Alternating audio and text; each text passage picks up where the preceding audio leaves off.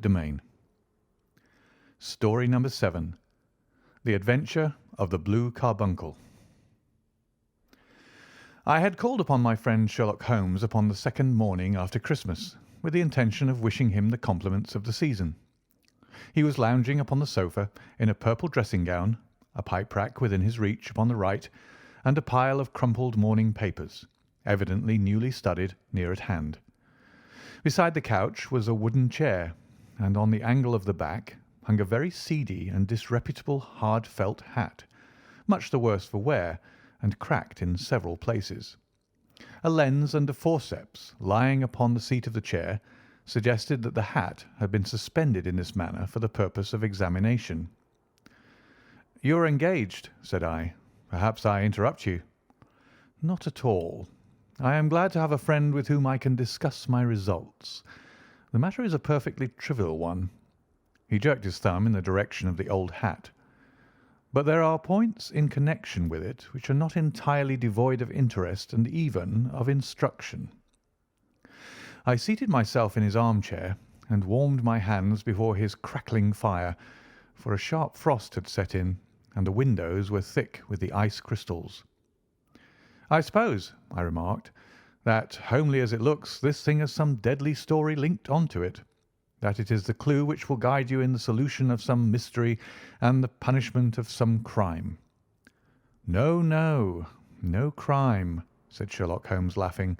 "Only one of those whimsical little incidents which will happen when you have 4,000,000 human beings all jostling each other within the space of a few square miles.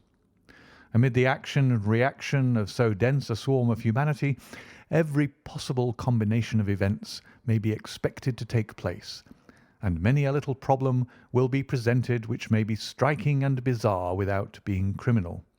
We have already had experience of such." "So much so," I remarked, "that of the last 6 cases which I have added to my notes, 3 have been entirely free of any legal crime." "Precisely. You allude to my attempt to recover the Irene Adler papers, to the singular case of Miss Mary Sutherland, and to the adventure of the man with the twisted lip.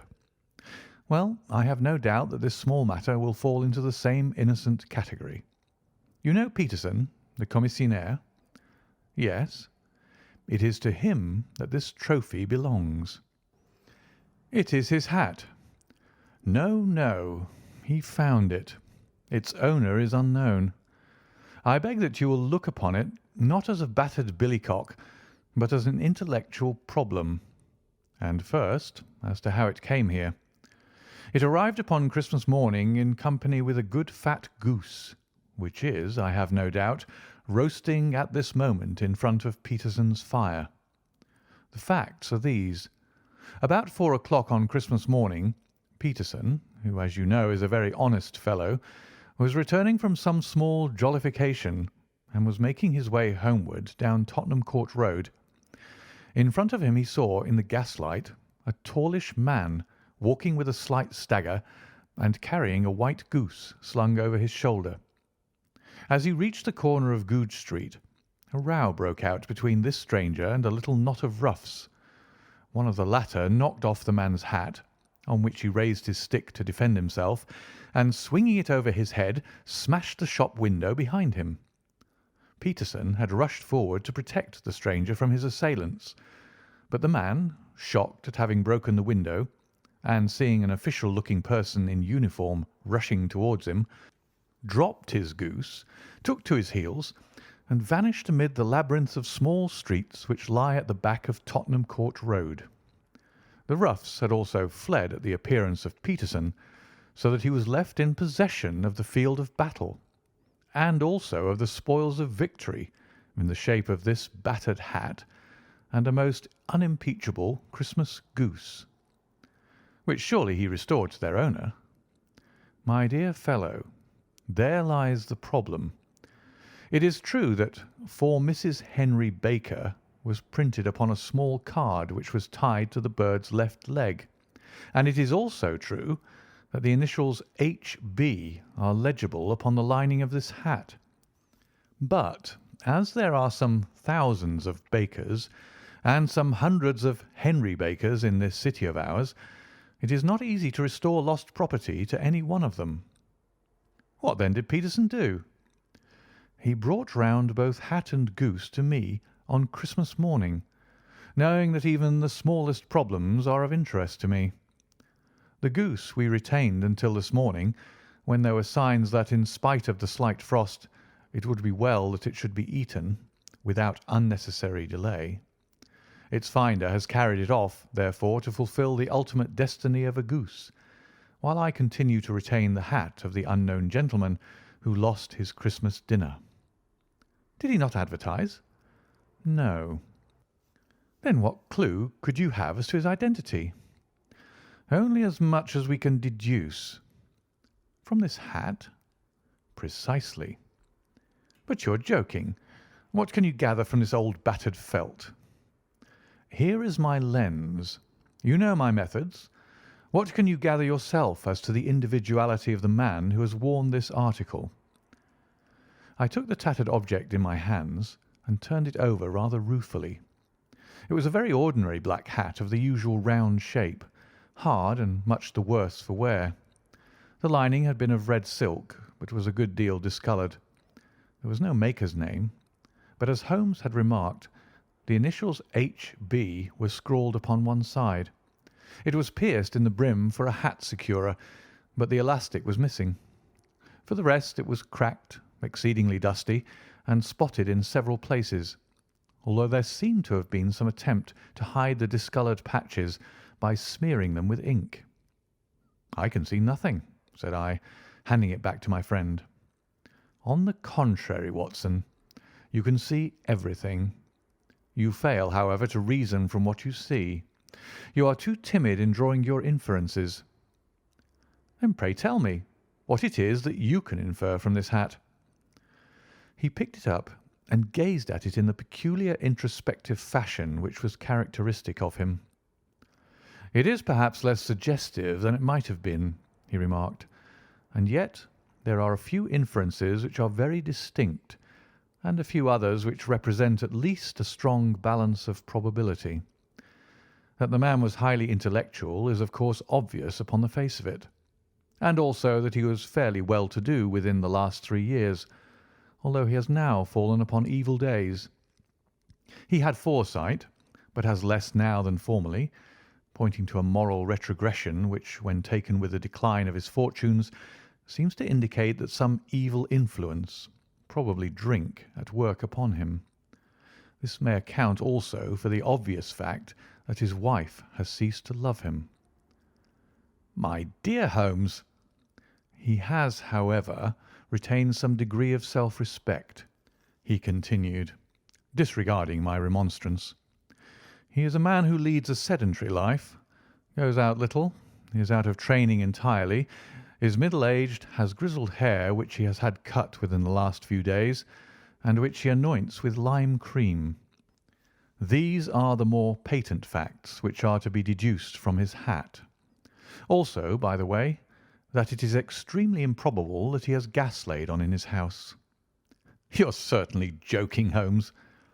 "Not in the least. Is it possible that even now, when I give you these results, you are unable to see how they are attained?" "I have no doubt that I am very stupid, but I must confess that I am unable to follow you. For example, how did you deduce that this man was intellectual?"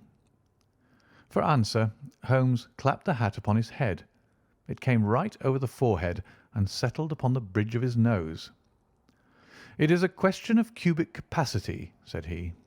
"A man with so large a brain must have something in it." "The decline of his fortunes, then?" "This hat is 3 years old.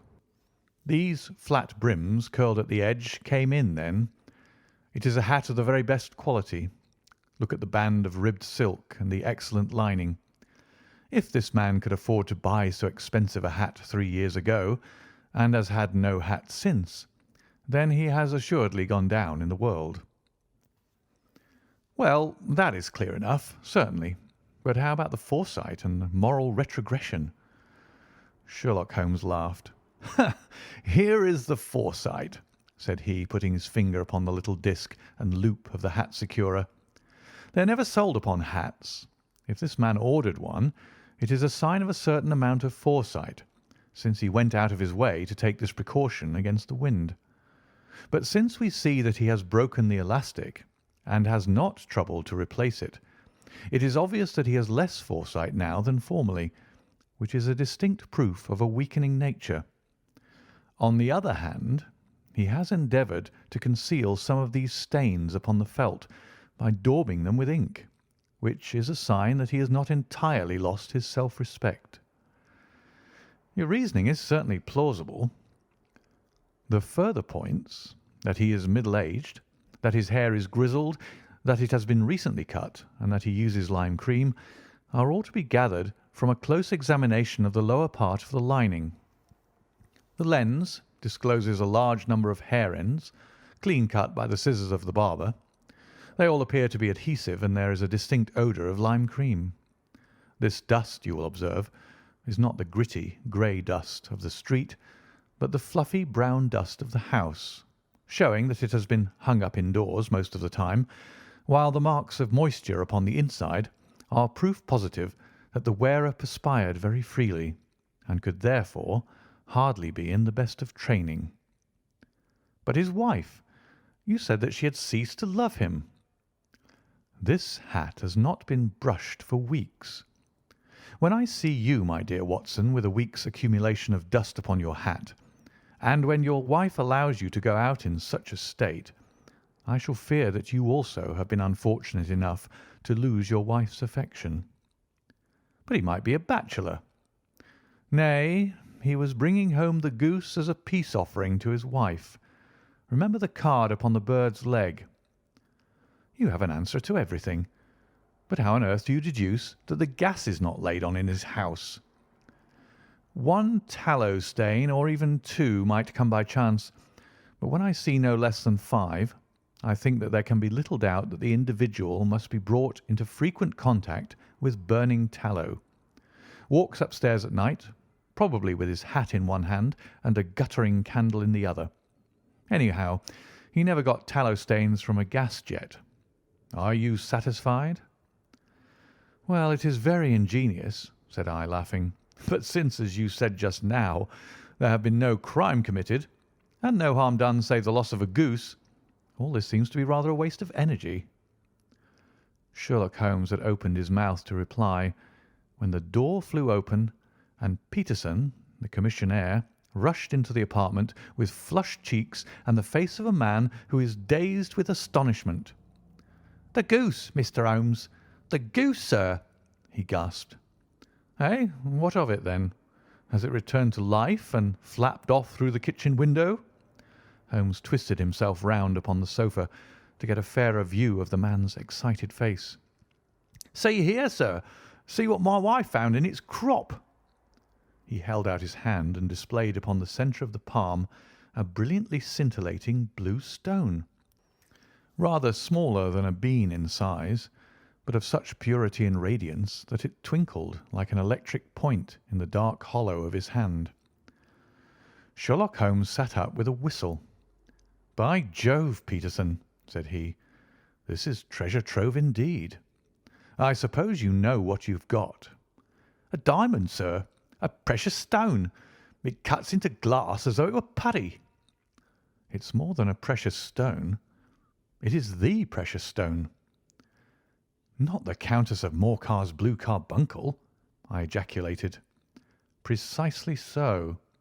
I ought to know its size and shape, seeing that I have read the advertisement about it in the Times every day lately.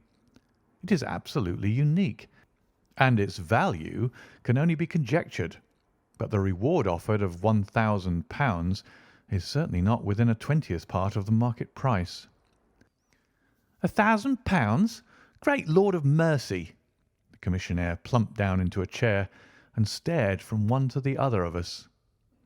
"That is the reward, and I have reason to know that there are sentimental considerations in the background which would induce the Countess to part with half her fortune if she could but recover the gem. It was lost, if I remember aright, at the Hotel Cosmopolitan," I remarked. "Precisely so, on December 22nd, just 5 days ago. John Horner, a plumber, was accused of having abstracted it from the lady's jewel case. The evidence against him was so strong that the case had been referred to the assizes. I have some account of the matter here, I believe." He rummaged amid his newspapers, glancing over the dates, until at last he smoothed one out, doubled it over, and read the following paragraph. "Hotel Cosmopolitan, jewel robbery. John Horner, 26, plumber, was brought up upon the charge of having, upon the 22nd inst., abstracted from the jewel case of the Countess of Morcar the valuable gem known as the blue carbuncle. James Ryder, upper attendant at the hotel, gave his evidence to the effect that he had shown Horner up to the dressing-room of the Countess of Morcar upon the day of the robbery in order that he might solder the second bar of the grate, which was loose. He had remained with Horner some little time, but had finally been called away.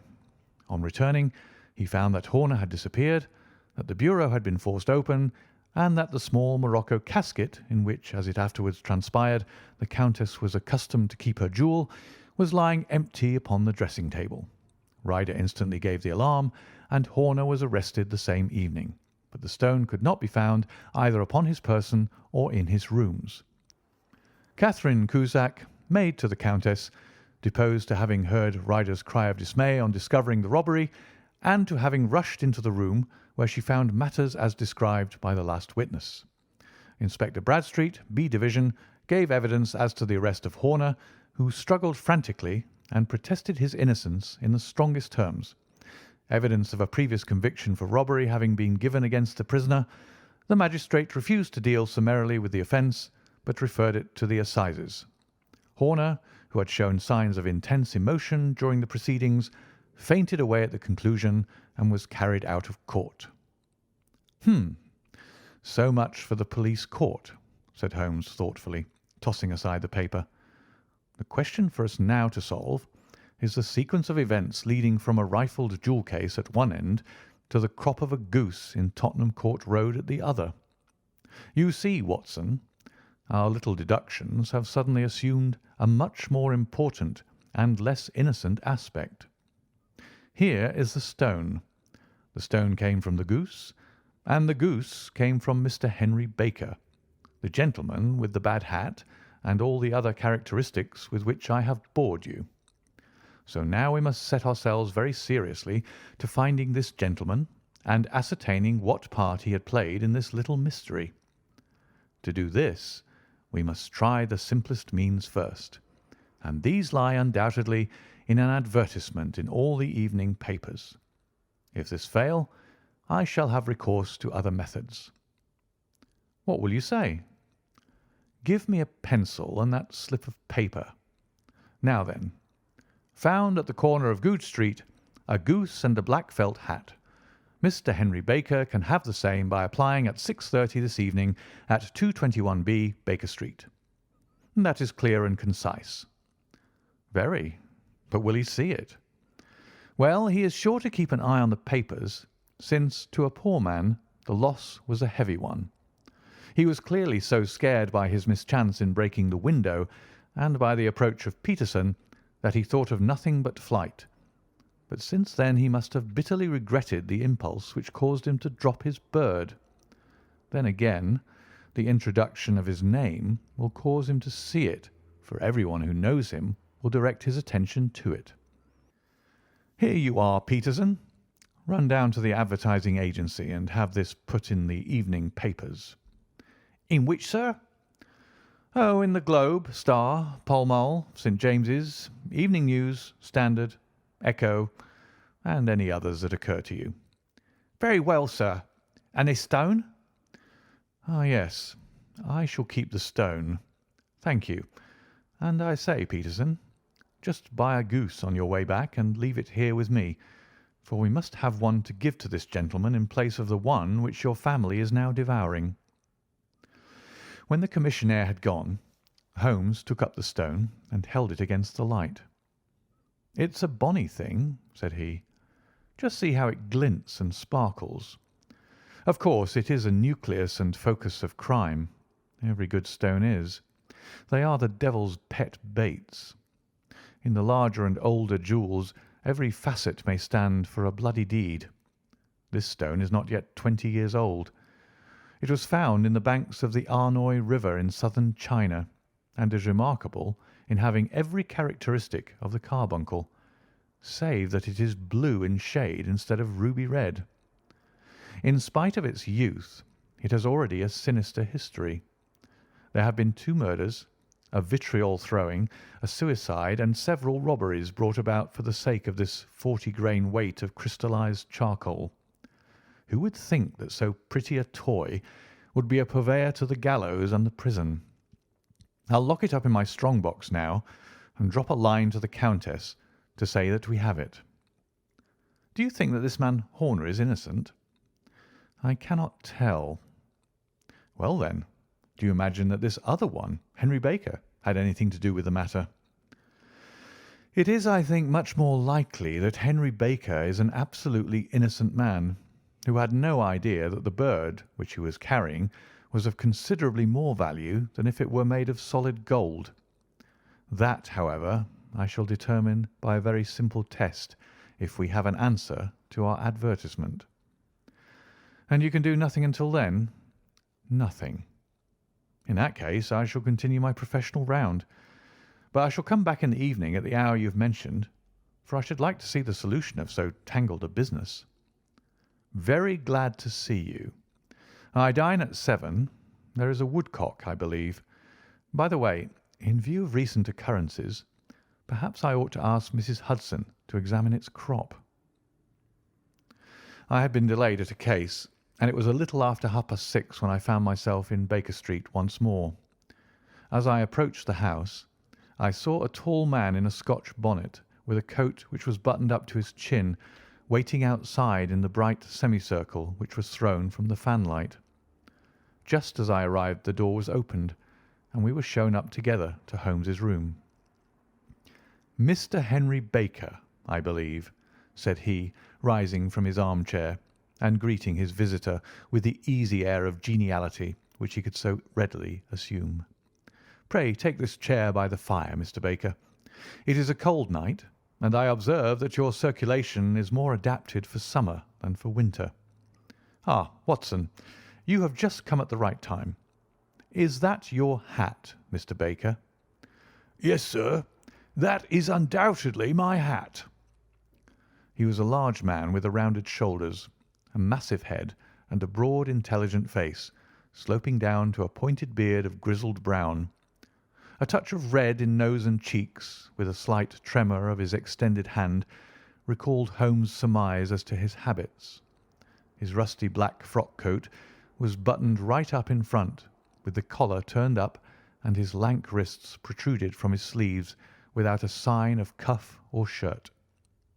He spoke in a slow, staccato fashion, choosing his words with care, and gave the impression generally of a man of learning and letters who had had ill usage at the hands of fortune.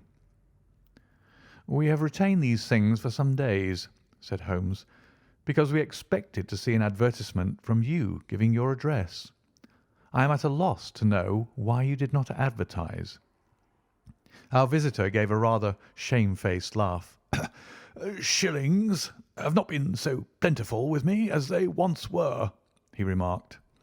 "I had no doubt that the gang of roughs who assaulted me had carried off both my hat and the bird. I did not care to spend more money in a hopeless attempt at recovering them." "Very naturally. By the way, about the bird, we were compelled to eat it." "To eat it?" Our visitor half rose from his chair in his excitement. "Yes, it would have been of no use to anyone had we not done so. But I presume that this other goose upon the sideboard, which is about the same weight and perfectly fresh, will answer your purpose equally well." "Oh, certainly, certainly," answered Mr. Baker with a sigh of relief. "Of course, we still have the feathers, legs, crop, and so on of your own bird, so if you wish—" The man burst into a hearty laugh. "They might be useful to me as relics of my adventure," said he, "but beyond that I can hardly see what use the disjecta membra of my late acquaintance are going to be to me. No, sir, I think that, with your permission, I will confine my attentions to the excellent bird which I perceive upon the sideboard." Sherlock Holmes glanced sharply across at me with a slight shrug of his shoulders. "There is your hat, then, and there your bird," said he. "By the way, would it bore you to tell me where you got the other one from? I am somewhat of a fowl fancier, and I have seldom seen a better grown goose." "Certainly, sir," said Baker, who had risen and tucked his newly gained property under his arm.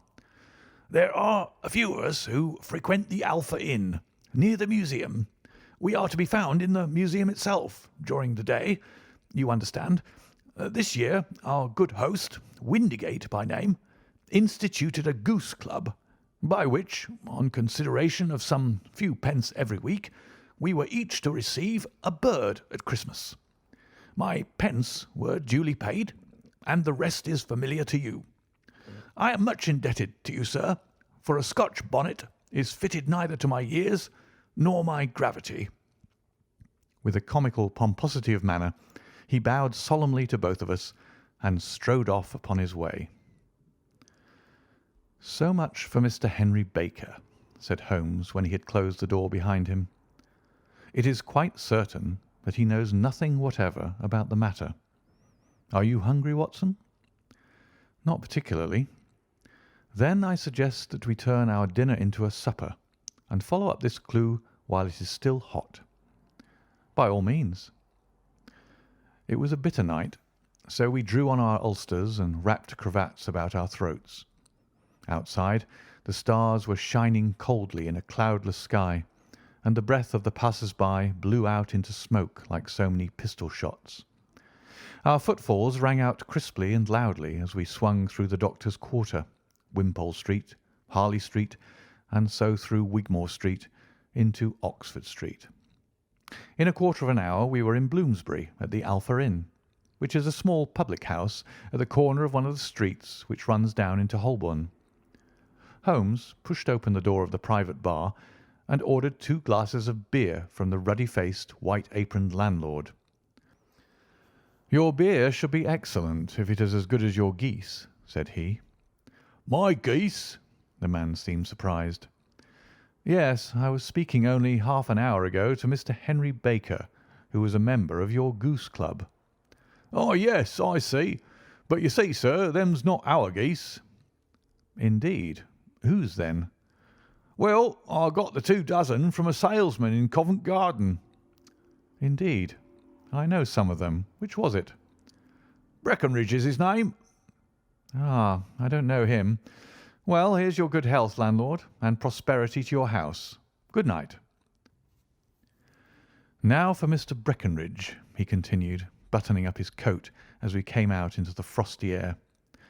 "Remember, Watson, that though we have so homely a thing as a goose at one end of this chain, we have at the other a man who will certainly get 7 years' penal servitude unless we can establish his innocence.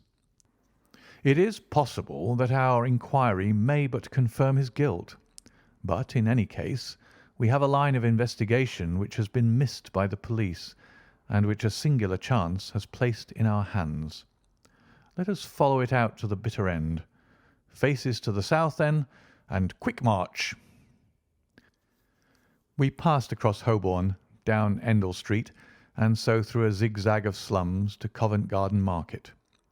One of the largest stalls bore the name of Breckenridge upon it, and the proprietor, a horsey-looking man with a sharp face and trim side whiskers, was helping a boy to put up the shutters. "Good evening. It's a cold night," said Holmes. The salesman nodded and shot a questioning glance at my companion. "Sold out of geese, I see," continued Holmes, pointing at the bare slabs of marble. "Let you have 500 tomorrow morning." "That's no good." "Well, there are some on the stall with the gas flare." "Ah, but I was recommended to you." "Who by?" "The landlord of the Alpha." "Oh, yes, I sent him a couple of dozen." "Fine birds they were, too. Now, where did you get them from?" To my surprise, the question provoked a burst of anger from the salesman. "Now then, mister," said he, with his head cocked and his arms akimbo, What are you driving at? Let's have it straight now." "It is straight enough. I should like to know who sold you the geese which you supplied to the Alpha." "Well, then, I shan't tell you. So now?" "Oh, it is a matter of no importance. But I don't know why you should be so warm over such a trifle." "Warm? You'd be as warm, maybe, if you were as pestered as I am. When I pay good money for a good article, there should be an end of the business. But it's where are the geese, and who did you sell the geese to, and what will you take for the geese? One would think that they were the only geese in the world, to hear the fuss that's made over them." "Well, I have no connection with any other people who have been making inquiries," said Holmes carelessly. "If you won't tell us, the bet is off, that is all. But I'm always ready to back my opinion on a matter of fowls, and I have a fiver on it that the bird I ate is country bred." "Well, then, you lost your fiver, for it's town bred," snapped the salesman. "It's nothing of the kind." "I say it is." "I don't believe it." "Do you think you know more about fowls than I, who have handled them ever since I was a nipper? I tell you, all those birds that went to the Alpha were town bred." "You'll never persuade me to believe that." "Will you bet, then?" "It's merely taking your money, for I know that I'm right. But I'll have a sovereign on with you, just to teach you not to be obstinate." The salesman chuckled grimly. "Bring me the books, Bill," said he. The small boy brought round a small thin volume and a great greasy-backed one, laying them out together beneath the hanging lamp. "Now then, Mr. Cockshaw," said the salesman, "I thought that I was out of geese, but before I finish you'll find that there is still one left in my shop. You see this little book? "Well?" "That's the list of the folk from whom I buy. Do you see? Well, then, here on this page are the country folk, and the numbers after their names are where their accounts are in the big ledger. Now then, you see this other page in red ink? Well, that is a list of my town suppliers. Now look at that third name.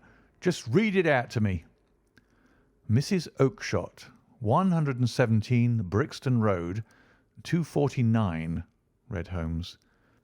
"Quite so. Now turn that up in the ledger." Holmes turned to the page indicated. "Here you are. Mrs. Oakshott, 117 Brixton Road, egg and poultry supplier." "Now then, what's the last entry?" "December 22nd, 24 geese at 7 shillings 6pence." "Quite so. There you are. And underneath?" "Sold to Mr. Windigate of the Alpha at 12 shillings." "What have you to say now?" Sherlock Holmes looked deeply chagrined. He drew a sovereign from his pocket and threw it down upon the slab, turning away with the air of a man whose disgust is too deep for words. A few yards off he stopped under a lamp-post and laughed in the hearty, noiseless fashion which was peculiar to him. "When you see a man with the whiskers of that cut and the pink 'un protruding out of his pocket, you can always draw him by a bet," said he. "I dare say that if I had put £100 down in front of him, that man would not have given me such complete information as was drawn from him by the idea that he was doing me on a wager.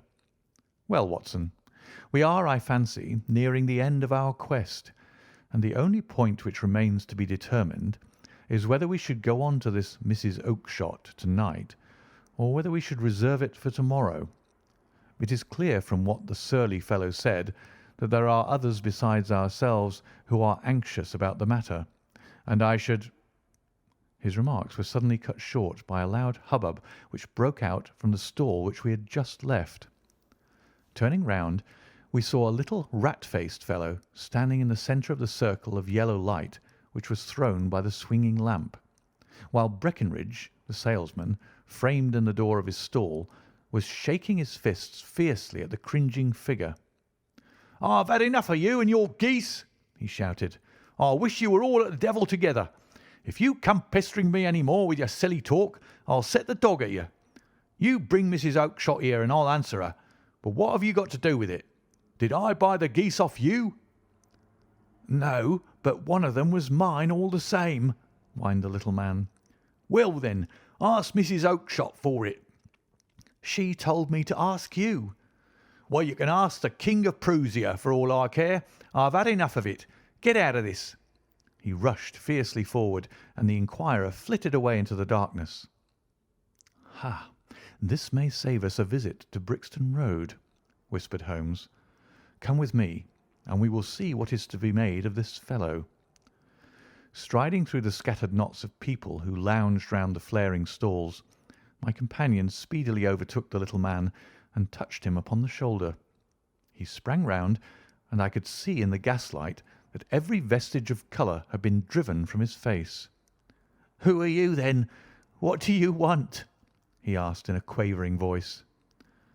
"You will excuse me," said Holmes blandly, "but I could not help overhearing the questions which you put to the salesman just now. I think that I could be of assistance to you." "You? Who are you? How could you know anything of the matter?" "My name is Sherlock Holmes. It is my business to know what other people don't know." "But you could know nothing of this." "Excuse me, I know everything of it.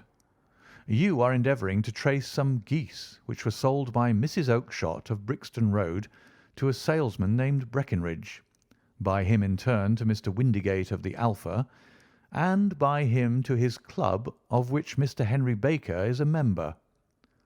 "Oh, sir, you are a very man whom I've longed to meet," cried the little fellow with the outstretched hands and quivering fingers.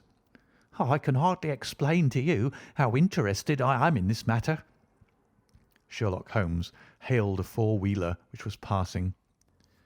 "In that case we had better discuss it in a cosy room rather than in this wind-swept market-place," said he. "But pray tell me, before we go farther, who it is that I have the pleasure of assisting." The man hesitated for an instant. "My name is John Robinson," he answered with a sidelong glance. "No, no, the real name," said Holmes sweetly. "It is always awkward doing business with an alias." A flush sprang to the white cheeks of the stranger. "Well, then," said he, "my real name is James Ryder." "Precisely so. Head attendant at the Hotel Cosmopolitan. Pray step into the cab, and I shall soon be able to tell you everything which you would wish to know." The little man stood glancing from one to the other of us with half-frightened, half-hopeful eyes, as one who is not sure whether he is on the verge of a windfall or of a catastrophe. Then he stepped into the cab, and in half an hour we were back in the sitting-room at Baker Street. Nothing had been said during our drive, but the high, thin breathing of our new companion and the claspings and unclaspings of his hands spoke of the nervous tension within him. "Here we are," said Holmes cheerily as we filed into the room. "The fire looks very seasonable in this weather. You look cold, Mr. Ryder. Pray take the basket chair. I will just put on my slippers before we settle this little matter of yours. Now then, you want to know what became of those geese?" "Yes, sir." "Or rather, I fancy, of that goose. It was one bird, I imagine, in which you were interested. White with a black bar across the tail?" Ryder quivered with emotion. "Oh, sir," he cried, "can you tell me where it went to?" "It came here." "Here?" "Yes, and a most remarkable bird it proved. I don't wonder that you should take an interest in it. It laid an egg after it was dead, the bonniest, brightest little blue egg that ever was seen. I have it here in my museum." Our visitor staggered to his feet and clutched the mantelpiece with his right hand. Holmes unlocked his strong-box and held up the blue carbuncle, which shone out like a star with a cold, brilliant, many-pointed radiance. Ryder stood glaring with a drawn face, uncertain whether to claim or to disown it. "The game's up, Ryder," said Holmes quietly. "Hold up, man, or you'll be into the fire. Give him an arm back into his chair, Watson. He's not got blood enough to go in for felony with impunity. Give him a dash of brandy. So, now he looks a little more human. What a shrimp it is, to be sure." For a moment he had staggered and nearly fallen, but the brandy brought a tinge of colour into his cheeks, and he sat staring with frightened eyes at his accuser. I have almost every link in my hands and all the proofs which I could possibly need, so there is little which you need to tell me. Still, that little may as well be cleared up to make the case complete. You had heard, Ryder, of this blue stone of the Countess of Morcar's?" "It was Catherine Cusack who told me of it," said he in a crackling voice. "I see. Her ladyship's waiting maid. Well, the temptation of sudden wealth so easily acquired was too much for you, as it has been for better men before you, but you were not very scrupulous in the means you used. It seems to me, Ryder, that there is the making of a very pretty villain in you. You knew that this man Horner, the plumber, had been concerned in some such matter before, and that suspicion would rest the more readily upon him. What did you do then? You made some small job in my lady's room, you and your confederate Cusack, and you managed that he should be the man sent for. Then, when he had left, you rifled the jewel case, raised the alarm, and had this unfortunate man arrested. You then—" Ryder threw himself down suddenly upon the rug and clutched at my companion's knees. "For God's sake, have mercy!" he shrieked. "Think of my father, of my mother. It would break their hearts. I never went wrong before. I never will again. I swear it. I'll swear it on a Bible. Oh, don't bring it into court. For Christ's sake, don't." "Get back in your chair," said Holmes sternly. "It is very well to cringe and crawl now, but you thought little enough of this poor Horner in the dock for a crime of which he knew nothing." "I will fly, Mr. Holmes.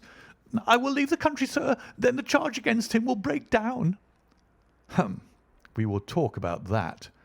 And now let us hear a true account of the next act. How came the stone into the goose? And how came the goose into the open market? Tell us the truth, for there lies your only hope of safety." Ryder passed his tongue over his parched lips. "I will tell you it just as it happened, sir," said he. "When Horner had been arrested, it seemed to me that it would be best for me to get away with the stone at once, for I did not know at what moment the police might not take it into their heads to search me in my room. There was no place about the hotel where it would be safe. I went out, as if on some commission, and I made for my sister's house. She had married a man named Oakshott, and lived in Brixton Road, where she fattened fowls for the market. All the way there every man I met seemed to me to be a policeman or a detective, and for all that it was a cold night, the sweat was pouring down my face before I came to the Brixton Road. My sister asked me what was the matter, and why I was so pale, but I told her that I had been upset by the jewel robbery at the hotel. Then I went into the backyard and smoked a pipe and wondered what it would be best to do. I had a friend once called Maudsley, who went to the bad, and had just been serving his time in Pentonville. One day he had met me and fell into talking about the ways of thieves and how they could get rid of what they stole. I knew that he would be true to me, for I knew one or two things about him, so I made up my mind to go right on to Kilburn, where he lived, and take him into my confidence. He would show me how to turn the stone into money. But how to get to him in safety? I thought of the agonies I'd gone through in coming from the hotel. I might at any moment be seized and searched, and there would be the stone in my waistcoat pocket.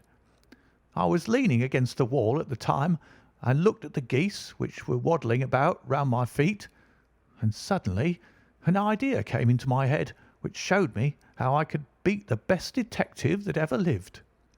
My sister told me some weeks before that I might have the pick of her geese for a Christmas present, and I knew that she was always as good as her word.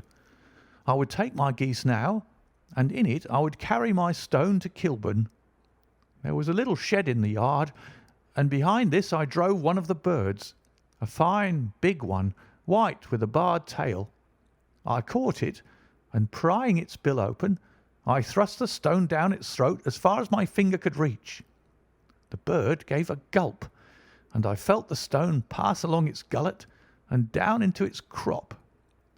But the creature flapped and struggled, and out came my sister to know what was the matter. As I turned to speak to her, the brute broke loose and fluttered off among the others. "Whatever were you doing with that bird, Jem?" says she. "Well," said I, "you said you'd give me one for Christmas, and I was feeling which was the fattest." "Oh," says she, "we've set yours aside for you. Jem's bird, we call it. It's the big white one over there yonder. There's 26 of 'em, which makes one for you and one for us, and 2 dozen for the market." "Thank you, Maggie," says I, "but if it is all the same to you, I'd rather have that one I was handling just now." "The other one's as good 3 pound heavier," said she, "and we fattened it expressly for you." "Never mind, I'll have the other, and I'll take it now," said I. "Oh, just as you like," said she, a little huffed. "Which is it you want, then?" "That white one with the barred tail right in the middle of the flock." "Oh, very well. Kill it and take it with you." Well, I did what she said, Mr. Holmes, and I carried the bird all the way to Kilburn. I told my pal what I had done, for he was a man that it was easy to tell a thing like that to. He laughed until he choked, and we got a knife and opened the goose. My heart turned to water, for there was no sign of the stone, and I knew that some terrible mistake had occurred. I left the bird, rushed back to my sister's, and hurried into the backyard. There was not a bird to be seen there. "Where are they all, Maggie?" I cried. "Gone to the dealers, Jem." "Which dealers?" "Breckenridge of Covent Garden." "But was there another with a barred tail?" I asked, "the same as the one I chose?" "Yes, Jem. There were 2 barred tails once, and I could never tell them apart." Well, then, of course, I saw it all, and I ran off as hard as my feet would carry me to this man Breckenridge, but he had sold the lot at once, and not one word would he tell me as to where they had gone. You heard him yourselves tonight.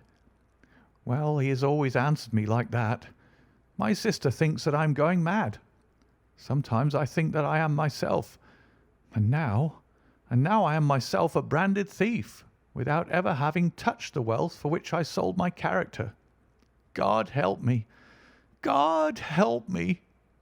He burst into convulsive sobbing, with his face buried in his hands. There was a long silence, broken only by his heavy breathing and by the measured tapping of Sherlock Holmes's fingertips upon the edge of the table. Then my friend rose and threw open the door. "Get out," said he. "What, sir? Oh, heaven bless you!" "No more words. Get out." And no more words were needed. There was a rush, a clatter upon the stairs, the bang of a door, and the crisp rattle of running footfalls from the street. "After all, Watson," said Holmes, reaching up his hand for his clay pipe, "I am not retained by the police to supply their deficiencies. If Horner were in danger it would be another thing, but this fellow will not appear against him, and the case must collapse. I suppose that I am commuting a felony, but it is just possible that I am saving a soul. This fellow will not go wrong again. He is too terribly frightened. Send him to jail now, and you make him a jail bird for life. Besides, it is the season of forgiveness. Chance has put in our way a most singular and whimsical problem, and its solution is its own reward. If you will have the goodness to touch the bell, Doctor, we will begin another investigation, in which also a bird will be the chief feature. End of The Adventure of the Blue Carbuncle.